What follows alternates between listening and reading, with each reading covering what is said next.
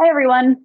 I'm Dr. Julie Eshleman. I am an autistic researcher who studies disability inclusion and social care health. And I have noticed something. Even in 2025, some of the most persistent myths about autism are still showing up in everyday conversations. If you've ever been unsure about what's true and what's not true, you're definitely not alone. So let's talk through three of the most common misconceptions about autism and what the evidence actually says.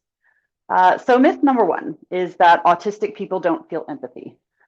This is a really widespread belief, but it doesn't actually reflect reality. Many autistic people experience empathy pretty deeply and sometimes more intensely than other people. The difference is often in how we express it, not whether or not it's there. So it looking like autistic people don't have empathy is a communication difference, not an absence of that empathy. We're just not showing it in the exact same way that you are expecting to see it often. Myth number two, autism is caused by vaccines.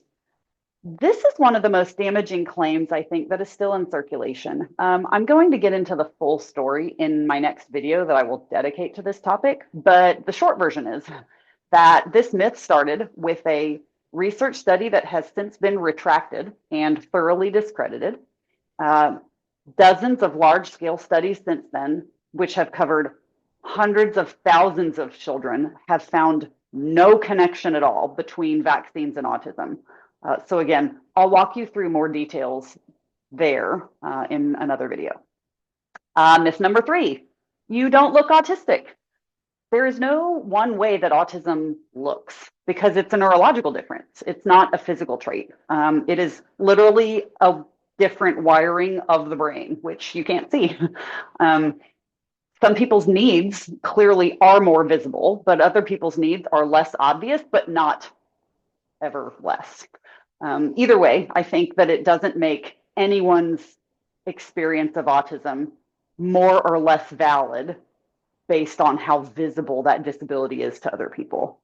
Um, so there's a lot of information out there, and really right now, a lot of emotion around these topics. I think, especially from autistic people during April, which is Autistic Acceptance Month. I think that if we slow down and can start to have a better look at research, we can start having better conversations. So if you have ever wondered where the vaccine myth came from and why it is still lingering, please check out my next video where I'm going to dig into the history just a little bit, the science, and what we know now about this perceived connection. Thank you for being here. I hope that you'll stick around for more.